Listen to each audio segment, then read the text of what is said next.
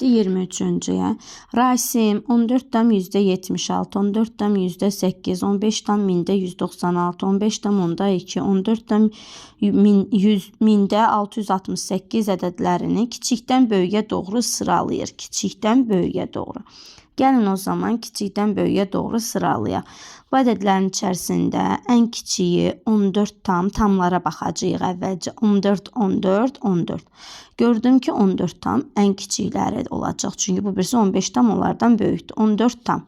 Sonra keçdik kəsir hissələrinə baxırıq. 0 tam onda 8 kiçikdir. 76 yoxsa 668. Bu deməkdir. 760, 080 yaxud da ki 668. Təbii ki 0 tam %8. Sonra keçdik 14 tam mində 668. Sonra keçdik 14 tam %76. Sonra keçdik 15 tam mində 196 və ən sonda 15 tam onda 2. Düzdür. Daha sonra bu ədədlərdən ən böyüyü ilə ən kiçiyinin fərqini tapır. Ən böyüyü oldu burada 15 tam onda 2. 15 tam onda 2. Ən kiçiyi oldu 14 tam onda 8.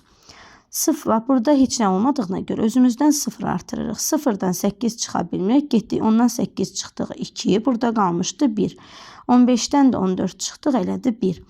Ən böyük ilə ən kiçiyin fərqini tap və bu fərqin üzərinə ortada yerləşən isə 14 tam %76-dır. Üzərinə gəlirəm 1 tam onda %12-ni.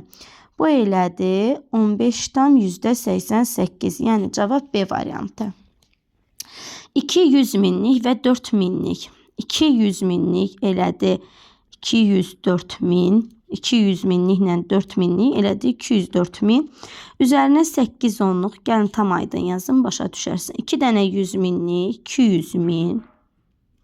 Üzərinə gəl 4 min. Üzərinə gəl 8 onluq 80 deməkdir. 3 təklikdə 3 deməkdir. Yəni 204 min 83 ədədi. Sonra indi gəlirik 6 10 minlik. 6 dənə 10 minlik 60 min eləyir. Üzərinə gəlirsiniz 5 min. Üzərinə gəlirsiniz 200. Üzərinə gəlirsiniz 1. 65 min 201.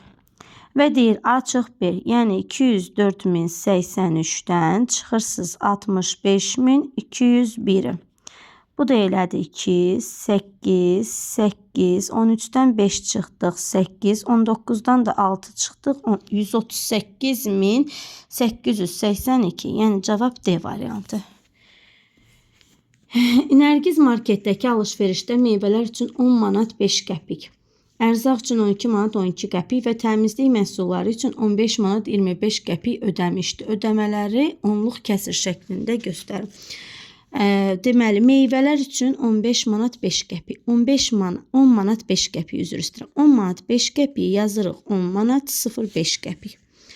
Ərzaq üçün 12 manat 12 qəpik yazırıq 12 manat 12 qəpik və təmizlik məhsulları üçün yazırıq 15 manat 25 qəpik.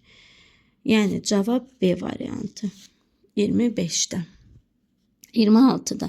Elmar hər gün kassasına bir gün əvvəlki gün atdığı pulun yarısı qədər pul atır.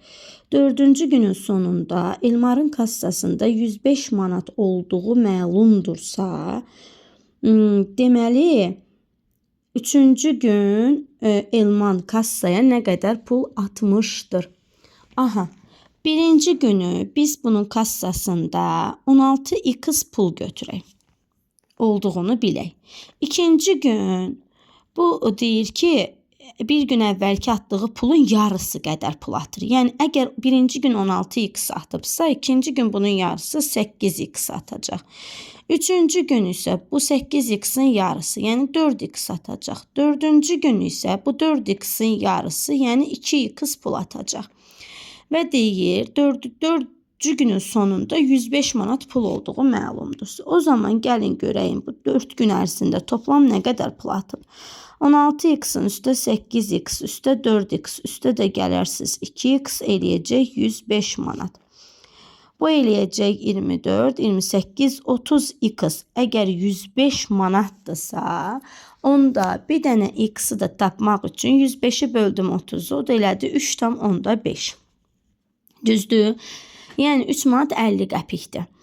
Bir dənə qism 3 manat 50 qəpik. Məndən soruşur ki, 4-cü gün kassaya neçə manat? 4-cü günü, 3-cü gün üzr istəyirəm. 3-cü günü biz 4x götürmüşük. O zaman 3,5-i də vuracaqsan 4-ə, o da eləyəcək 14 manat. Cavab A variantı. Bir toplama əməlində 3 ədədin cəmi 8540-dır. 8540-dır. Birinci toplananı 550 vahid artırıb. İkinci toplananda 880 vahid artırıb. O zaman üzərinə 550 gələcəksən, sonra da 880 gələcəksən. Çünki toplama əməlində toplananları nə qədər artırsam, cəm də o qədər artacaq. Toplananlardan hər hansı birini nə qədər azaltsam, cəm də həmin qədər azalacaq. O zaman bunları toplayaq. 9, 17, 1 yadda, 18, 19, 1 yadda, 9970. Üçüncü toplananı isə 9970 idi. İndi bunu isə 2500 vahid azaltmışıq. Çıxacağıq 2500-ü. 7, 4, 7470, yəni 27-də cavab A variantı. 28-də yaşları ardıcıl tək ədəd olan 8 bacının yaşları cəmi 128-dir. Yaşları ardıcıl tək ədəd deyirsə, deməli birinci bacının yaşını 2x üstə gəl 1, ikinci bacını 2x üstə gəl 3, üçüncü bacını 2x üstə gəl 5,